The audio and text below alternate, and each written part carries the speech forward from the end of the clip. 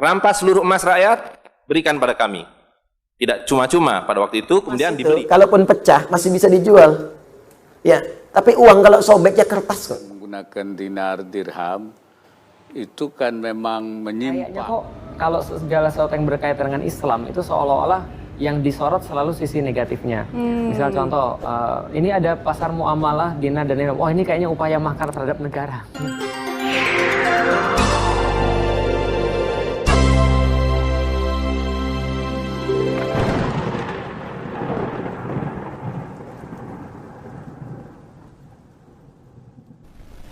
Dan ketika manusia masih taat kepada Allah SWT, semua emas digunakan sebagai alat tukar, kecuali yang kemudian dengan membangkang dipakai buat sendok, buat piring, tapi itu dilarang. Pertanyaannya adalah, kalau dulu emas dan perak itu adanya di kantong-kantong masyarakat, di dompet kita, sekarang kalau Anda buka, apa isi dompetnya? Ilmu sihir. Ilmu sihir. Karena itu kita mesti bertanya, kemana emas dan perak kita? Ya. Dulu apapun namanya, tolong di sana. Apapun namanya, mau disebut dolar, mau disebut pound sterling, mau disebut guilders, mau disebut real, mau disebut rupiah, semua adalah koin emas atau perak. Nah, tapi kemudian muncullah para pandai emas yang mengatakan emas itu tidak aman dibawa-bawa, berat, titipkanlah pada kami. Maka kami akan mengeluarkan kwitansi. Ya.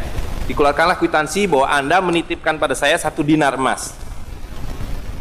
Nanti kalau orang mau belanja, kwitansi ini dikembalikan, koinnya diambil baru dibelanjakan. Karena tadi sudah disebutkan, untuk berbelanja itu mesti mithlan bimithlin, equal to equal. 1 kambing ditukar dengan harta yang lain yang senilai 1 kambing itu. 1 dinar emas 4 gram ditukar dengan seekor kambing.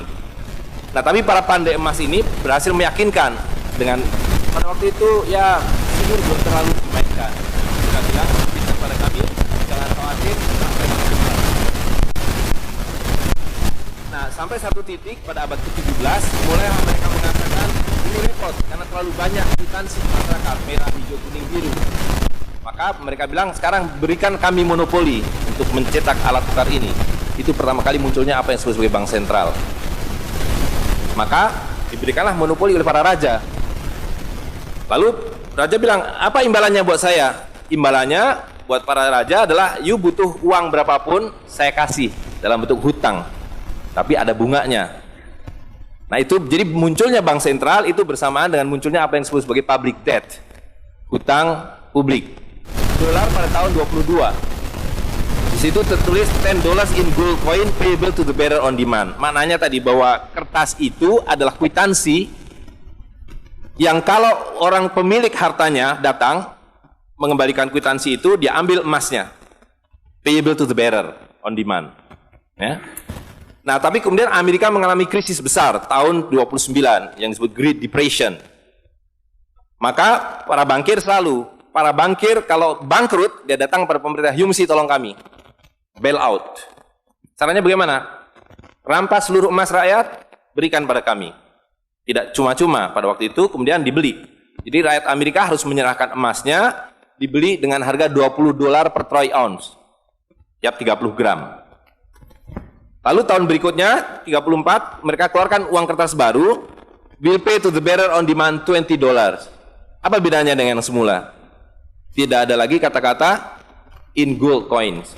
Tapi mereka bilang, jangan khawatir, setiap saya mencetak kertas ini, saya backup dengan emas batangan. Jadi sesudah emas diambil semua, dia lebur.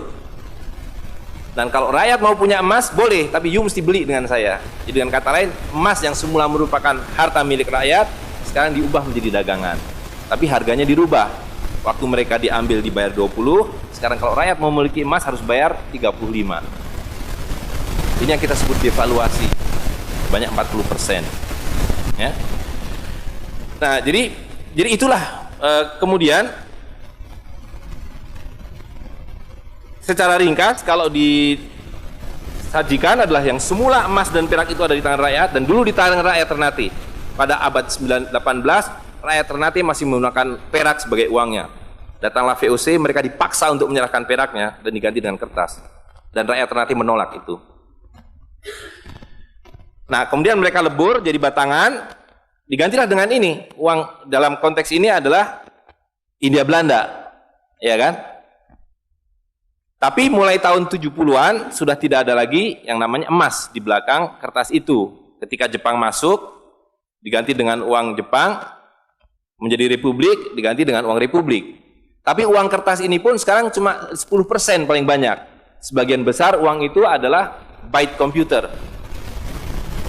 Jadi tidak lagi berupa kertas seperti ini, ya kan? Nah, akibatnya adalah seperti yang tadi disampaikan, kita hidup sepenuhnya di bawah ilmu sihir.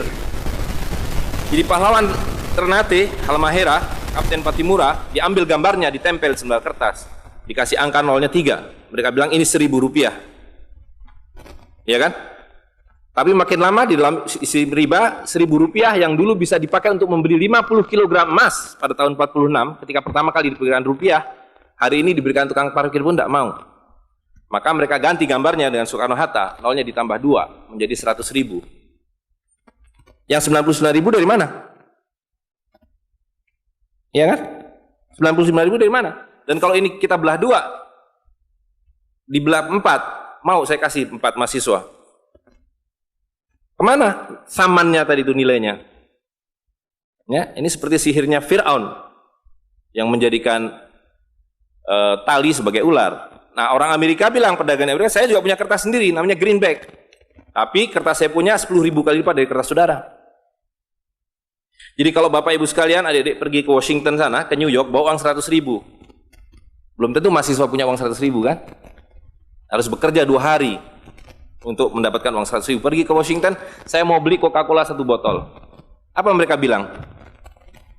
Apa mereka bilang? Ini kertas funny, this is funny paper, gak laku. Tapi siapapun datang ke Ternate dengan $100, you punya cengkeh, berikan pada saya. Saya mau beli, you punya Coca-Cola, tapi saya minta 1 truk.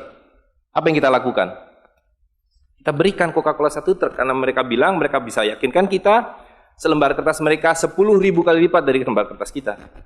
Dan mereka bilang, kita punya kertas tidak laku, mereka punya kertas laku di seluruh dunia. Betul nggak? Dengan cara itulah seluruh cengkeh Ternate habis. Pala Ternate habis. Seluruh kekayaan Ternate habis, hanya diganti dengan byte computer.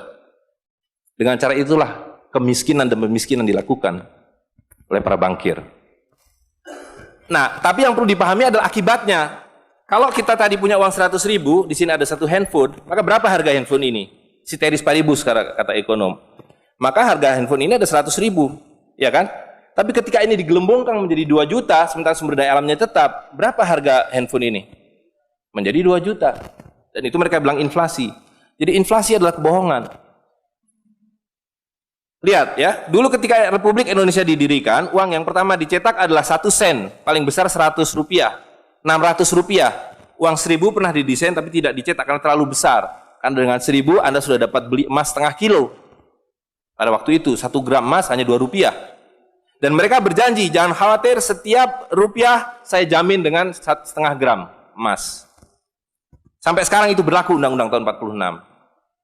Nah, tapi lihat, karena uang kertas itu sihir, dicetak makin banyak, nilainya merosot. Okay?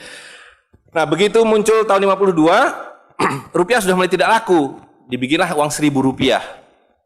Ringkas cerita, tahun 57, uang 1.000 sudah mulai tidak laku. Dibuatlah 2.500 rupiah. Dibuatlah uang 5.000, pertama kali muncul 64, uang 10.000 rupiah. Pak Karno bilang kita sudah terlalu miskin, maka uang 1.000 digunduli menjadi 1 rupiah yang disebut senering. Tapi tidak lama kemudian muncul lagi, karena uang kertas adalah penipuan, worthless, no value. Ringkas cerita, Pak Harto dibilang berhasil dalam pembangunan, dia bikin uang 50.000 rupiah dengan gambar Pak Harto dan kapal terbangnya. Tapi inilah ilusi yang lain, inilah sihir yang lain. Semakin besar uang Anda bukan semakin kaya. Semakin uang besar Anda berarti semakin miskin. Bisa diikuti? Maka ketika terjadi krismon, rupiah makin tidak laku, harus dibikin uang 100.000. Dan sekarang uang 100.000 sudah mulai tidak laku. Ibu-ibu sudah komplain kalau pergi ke pasar dengan 100.000. Betul nggak, Bu? Sudah tidak bisa beli apa-apa ini. Maka mereka 2 pilihannya. Pilihan pertama adalah mereka akan mencetak uang 200.000, 500.000. Tapi tidak mungkin, komputer sudah nggak bisa menghitung, kalkulator nggak bisa menghitung, hang. Terlalu banyak nolnya. Pilihan kedua adalah digunduli nolnya, redenominasi.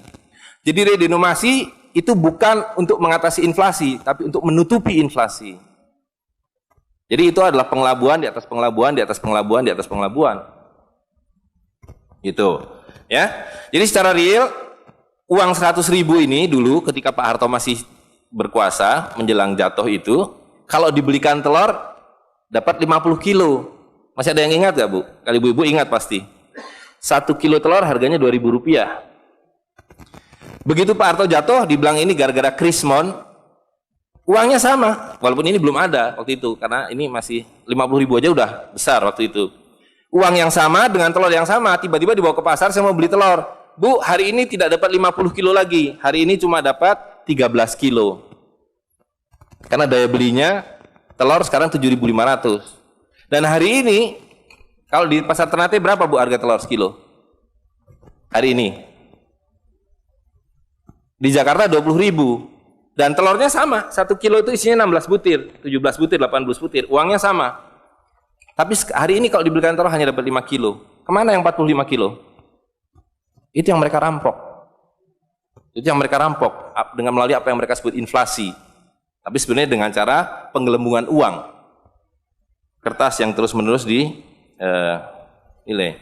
Nah, satu lagi Pak ya, saya minta ini karena ini penting sekali. Ini penting sekali. Nah, sistem zalim ini kemudian difikskan dalam satu sistem politik yang disebut nation state pada level global, kan judulnya kan globalisasi uang. Jadi negara bangsa itu diciptakan oleh para bankir pada abad ke-20. Jadi waktu Indonesia merdeka, Singapura merdeka, Malaysia merdeka, Afrika merdeka, itu bukan kemerdekaan spontan, tapi didesain. Didesain karena kalau dulu mereka mau merampas cengkeh orang Ternate, mau merampas kepala orang Ternate, dia harus bawa serdadu ke sini. Dia harus ambil cengkeh dan palanya, repot kan? Maka dengan menciptakan uang kertas, mereka tetap bisa mengambil cengkeh orang Ternate, mengambil pala orang Ternate tanpa harus kirim serdadu di sini. Dan karena itu saya kasih merdeka. Tapi satu mesti bikin bank sentral, kedua pakai uang kertas. Supaya saya tetap bisa membeli 1 barel minyak Anda dengan harga 4 sen dolar. Karena mencetak uang ini biayanya hanya 4 sen, 500 rupiah. Ya, jadi berapapun harta yang kita punya bisa dibeli dengan cara itu. Nah, lalu tadi saya sudah ceritakan uang kertas itu dimunculkan bersamaan dengan konsep negara nasional plus hutang negara. You boleh merdeka tapi you miskin. Rakyat penyakitan, rakyatmu bodoh. Tapi jangan khawatir, saya punya uang. Sekolahkan rakyatmu, bikin pembangunan, saya kasih hutang. Ya kan? Nah, jadi tugas pemerintah itu, republik, adalah satu, mengambil hutang dari bank, menghabiskan utang itu, melalui apa yang disebut APBN. Lalu dulu mereka tanya, jadi bagaimana saya membuat APBN? Jangan khawatir, sekolahkan anak-anak pintar kamu ke Berkeley, ke Chicago, ke Harvard. Mereka dididik untuk membuat pembangunan. Lalu dikasih paket hutang, dan diajari, kalau nggak bisa, kirim konsultan seperti John Perkins dan sejenisnya. Lalu ada satu pertanyaan, bagaimana kami membayar hutang kami kalau begitu? Mereka bilang, you punya 200 juta rakyat, pajaki rakyat kalian. Pajaki rakyat kalian. Kalian punya pala, punya cengkeh, habisi hutang kalian. Karena you membayar hutang, kalau kita hutang 5 miliar dolar setiap tahun, apa mereka kasih berkoper-koper dolar? Apa yang mereka kasih ke kita? Mereka hanya mengetik di komputer 5 miliar dolar, ting, masuk ke Bank Indonesia. Nanti Bank Indonesia tinggal kirim ting ke Bappenas, Bappenas ting ke departemen-departemen itu.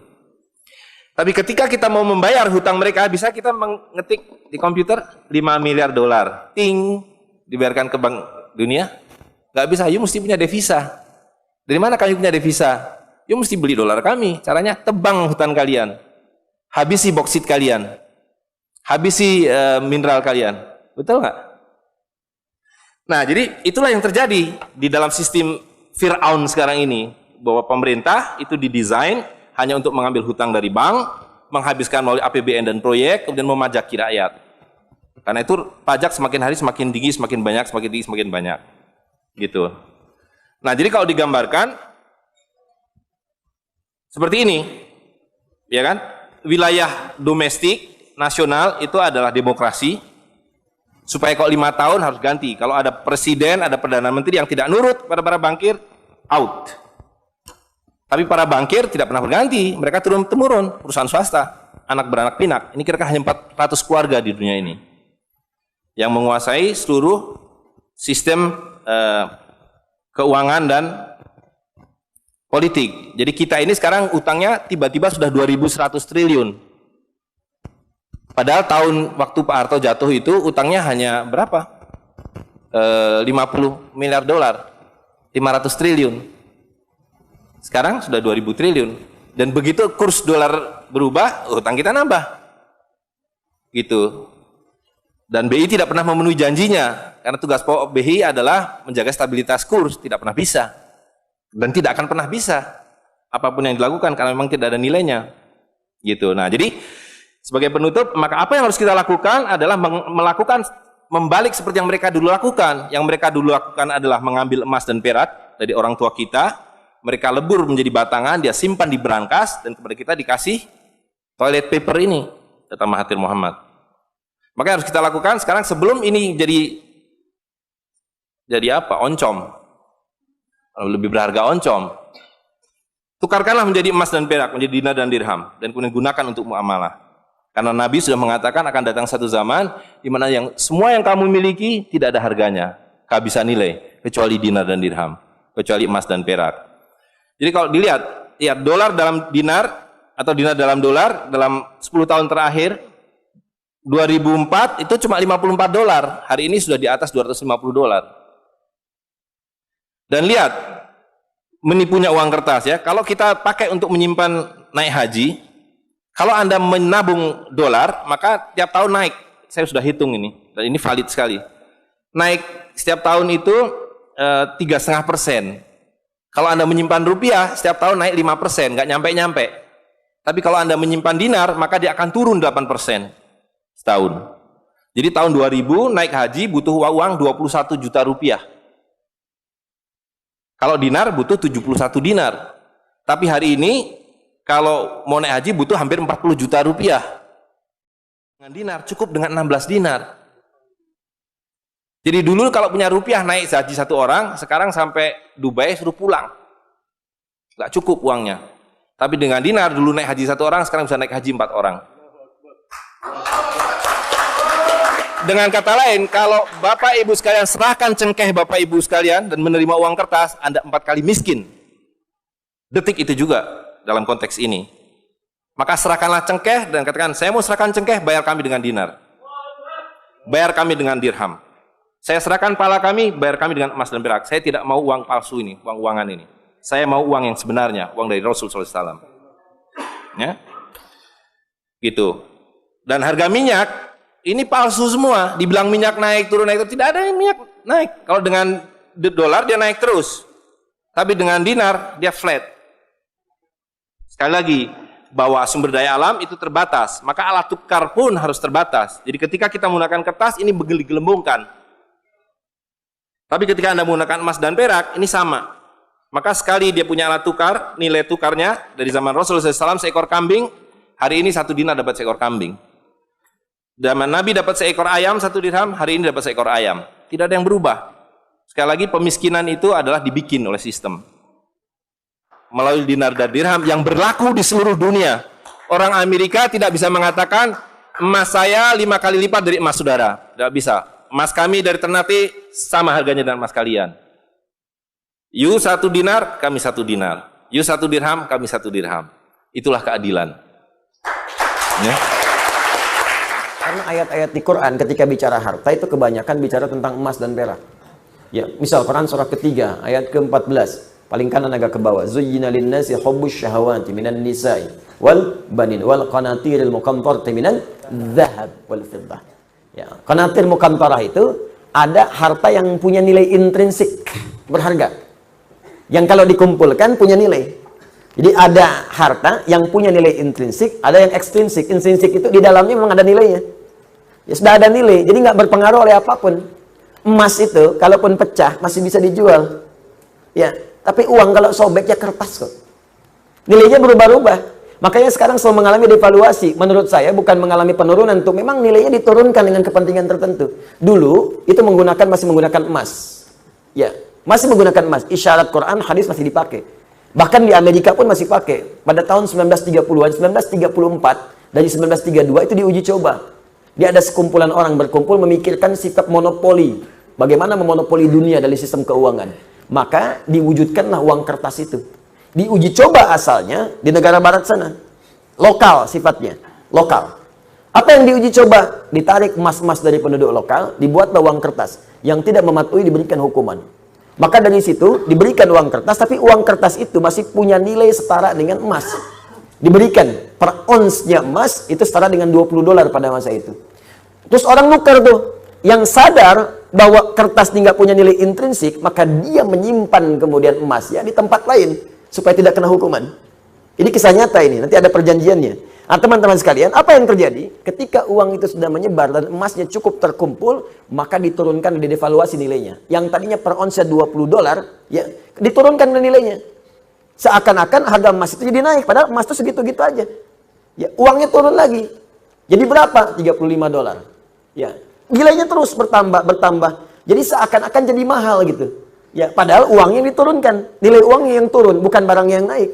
Apa yang terjadi ketika mereka melihat kemudian jadi nilai itu berkurang, si emas itu kemudian punya nilai lagi, disetarakan lagi, akhirnya mereka borong lagi. Melihat uji cobanya berhasil, maka dipaksakanlah ke seluruh dunia. Maka dipaksa mata uang yang kita gunakan untuk turun nilainya. Mata uang mereka naik. Makanya satu kita balas dengan 13.000. Mereka cuma mengeluarkan satu, kita keluarkan 13.000. Dikuraslah kemudian harta benda kita keluar. Paling gampang. Makanya nggak ada nilainya. Tempat lain ada yang 20.000. Mereka ngasih satu, kita ngasih 20. Dan yang paling gampang itu kan kertas. Kertas kalau disobek, dihilangkan nilainya, nggak ada nilai. Sudah pulaunya keluar, sudah hartanya keluar, sudah emasnya diambil, ditukar dengan kertas. Mana ada kita nukar emas dengan kertas? Kertas nggak ada nilainya, disobek udah hilang. Bagaimana sekarang kalau mereka hilangkan? Kami sudah tidak menggunakan sistem uang lagi. Sementara harta benda kita sudah pindah. Apa yang mau kita sesali kemudian hari? Nah, makanya ini bahasa, ini ilmiah ya, ilmiah. Kalau mau diskusi silahkan. Ini ilmiah. Jadi kita diskusi. Nah, makanya dulu Bung Karno ketika membuat uang itu konsultasi pada ulama. Dan ulama mengusulkan tetap berikan nilai intrinsik di uang kertas itu setara dengan emas sekian ons misalnya. Ya sekian gram supaya ada nilainya. Kalau enggak itu jadi kertas. Itu sempat dipakai. Coba belajar sejarah yang baik. Cek lagi ke belakang. Dulu nilai uang kita itu ada setara dengan emasnya. Belakangan kemudian dihapuskan jadi kertas saja di situ. Makanya nilainya semakin melemah. Sebetulnya bukan uangnya yang lemah, bukan bendanya yang naik, uangnya yang dilemahkan. Kalau bendanya segitu-gitu aja, tempe kan gak berubah segitu-gitu juga. Cuma nilai uangnya melemah, seakan-akan tempenya naik, padahal keratnya segitu aja. Akhirnya tempe pun disesuaikan dengan uang. Ya kan, 2.000 tebel, 1.000 tipis gitu kan. Ya, 500 udah tipis dibelah. Itu kan saya katakan ya, nilai itu karena emas tuh punya nilai intrinsik, maka dia akan terus naik. Akan setara. Harga kambing di masa Nabi sampai sekarang pun sama nilainya segitu. Jadi walaupun orang kelihatan naik sekian juta, dulu cuma 1, sekarang juta. Dinar cuma 1 dinar selesai. Dari dulu 1 dinar, sekarang 1 dinar. Ya. Dari dulu emasnya sekian.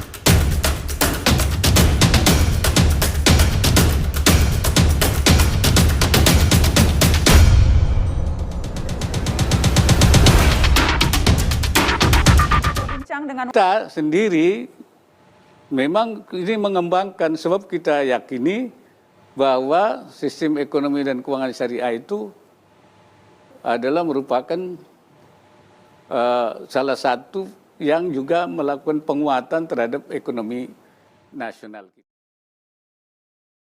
Assalamualaikum. Waalaikumsalam. Yang sedang ramai itu sekarang adalah mengenai pasar muamalah dulu ya. Nanti juga kita akan bicara mengenai hal yang lain. Ya. Itu tuh memang di Indonesia sudah umum, sudah lazim atau di beberapa tempat aja, Ustaz? Ya, saya pikir kalau tentang muamalah ya, dengan menggunakan emas dan perak ya, dan perak itu bukan hanya di Indonesia ya, tapi dari segi cakupan tempat bahkan hampir di seluruh dunia itu pernah menggunakan sistem seperti itu. Di masa yang lalu apalagi ya, kita juga udah tahu sebelum Perang Dunia Kedua ya, itu kan memang standar emas dan perak itu menjadi sebuah hal yang biasa di dalam kehidupan. Misal contoh Romawi itu menggunakan mata uang namanya akce. Akce itu adalah satuannya emas. Orang-orang Persia menggunakan juga mata uang, yaitu adalah perak. Maka kemudian ketika itu kita bisa lihat secara geografis Islam di tengah-tengah, maka muncullah konsep dinar dan dirham. Yang menjadi problem kan karena memang dilakukan di Indonesia yang punya mata uang ya. Dan mata uang itu kan adalah termasuk kalau saya nggak salah kan simbol negara ya. Nah dan ketika mata uang ini menjadi simbol negara, jadi seolah-olah ini seperti ya kan kita sudah tahu, saya punya uang 100.000 ini alat pembayaran yang sah karena memang diberikan enforcement secara hukum ya.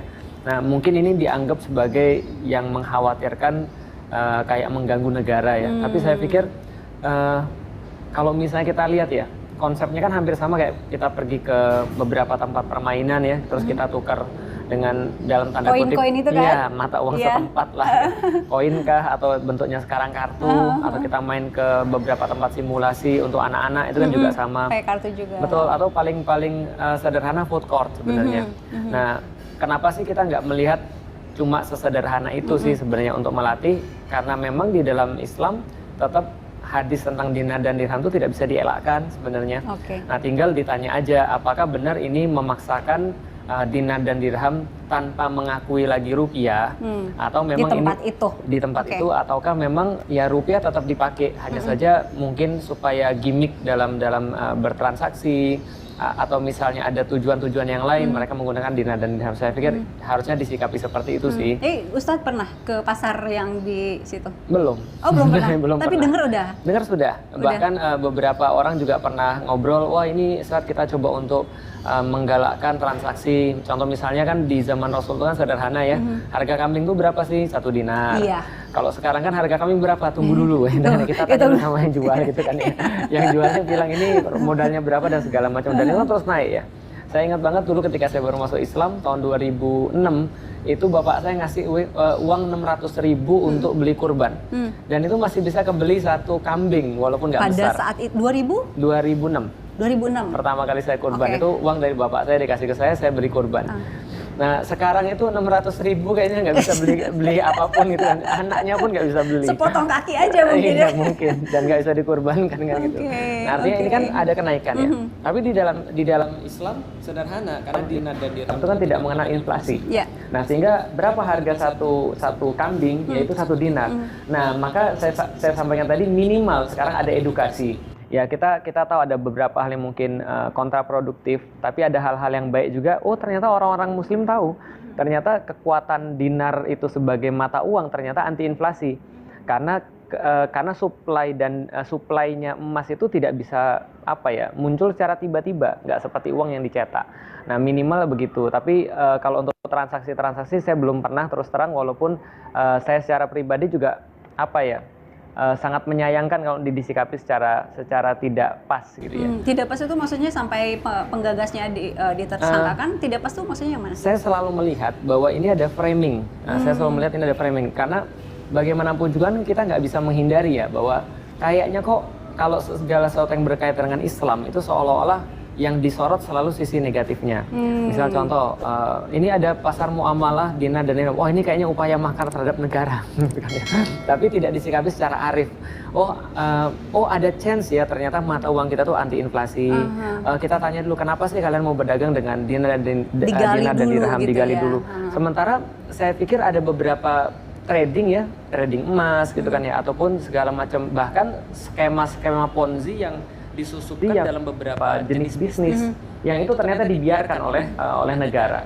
Jadi artinya saya melihat ada ketidakadilan dan ada framing di situ. Jadi seolah-olah ya ada meme yang kemarin saya baca kayak gini, karena ZA bukan AJ.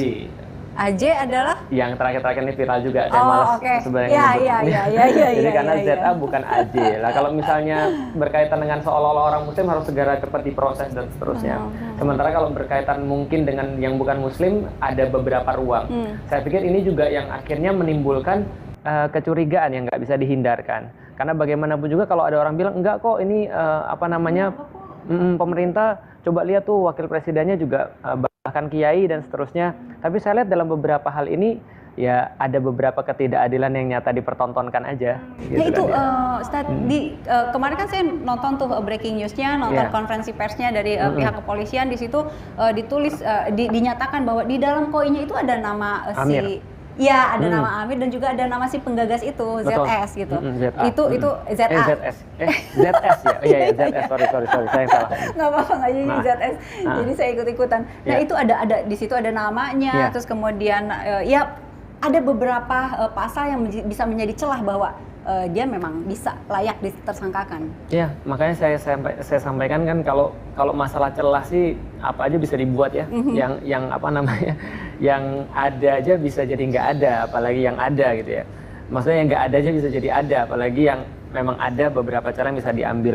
Ya contoh kayak misalnya beberapa kasus terakhir lah yang saya bilang. Saya kan nulis ya, yang saya sampaikan adalah kayaknya ini bukan hanya urusan muamalah dinar dan dirham, yang saya pikir di beberapa tempat yang lain bahkan barter terjadi gitu kan ya. Bahkan saya baca di mana tuh daerah, kalau nggak salah Klaten itu masih ada pasar barter. Jadi mereka menggunakan tradisi lokal barter. Jadi kamu punya apa? Oh gula. Oh ini saya punya kelapa. Kamu perlu gulanya berapa? Kelapanya segini, kamu ridho nggak ridho ya? Terus mereka barter. Nah ini masih sering terjadi ya, dan sebenarnya tadi ada banyak hal yang kalau misalnya mau dicari ya pasti ada kesalahannya. Kayak tadi misalnya kalau ada keamiran dan segala macam, itu kan mereka mungkin berlandaskan pada dulu Indonesia ini kan adalah kesultanan, keamiran, sehingga masing-masing amir itu dulu bisa mencetak uang, dan itu adalah salah satu tradisi di dalam Islam. Makanya tinggal kita sampaikan aja kan titik kritisnya di mana. Kalau titik kritisnya adalah bahwa dia tidak mengakui rupiah dan hanya mengakui dinar dan dirham sebagai pembayaran yang sah, tapi tidak rupiah, mungkin bisa dipermasalahkan. Tapi faktanya? Tapi toh membeli dinar dan dirham kan juga dengan rupiah. Dengan rupiah juga. Jadi artinya saya pikir tidak mengganggu posisi Indonesia dalam hal ini, atau lambang negara dalam hal ini adalah mata uang. Nah jadi ya saya pikir ada beberapa disikapi secara berlebih dalam satu titik yang mungkin nggak berlebih, dan ada beberapa hal yang lain yang harusnya disikapi secara serius tapi malah disikapi secara main-main kelihatannya. Ada beberapa kasus besar yang malah disikapinya main-main. Yang mana nih yang kasus besar disikapi main-main? Yang sudah umum kita lihat ya, contoh misalnya gerakan pemisah dari Indonesia yang terjadi di Papua, itu kan disikapi secara kemudian sangat saya pikir nggak sebesar penyikapan terhadap kasus misalnya HRS misalnya, atau misalnya beberapa kasus korupsi misalnya, atau yang sangat nyata Novel Baswedan misalnya. Ini kan adalah sesuatu yang kita lihat sehari-hari ya, yang orangnya akhirnya kan nggak terhindarkan, orang bilang oh ini begini dan ini begini. Nah ini mau nggak mau orang berpikiran begitu ya Ustadz? Iya, makanya kan sebenarnya kita itu kan tugas kita sebagai seorang, apalagi pejabat publik ya, apalagi sebuah posisi yang menentukan orang tuh ngelihat kita banyak, adalah berusaha sebisa mungkin agar kita tuh jauh daripada fitnah orang. Contoh misalnya, saya punya anak misalnya ya, anak saya sudah tinggi misalnya, ya saya harus berusaha menunjukkan bahwa ini anak saya, supaya orang nggak bilang ini Felix nikah lagi ya, jangan-jangan misal kayak gitu. Itu adalah beberapa hal yang ya supaya orang tuh nggak bilang kita tuh ya pilih kasih, nggak bilang kita itu tebang pilih, nggak bilang kita itu misalnya contoh punya niatan untuk memframing dan seterusnya. Nah saya pikir itu sih yang perlu untuk sense of justice kali ya.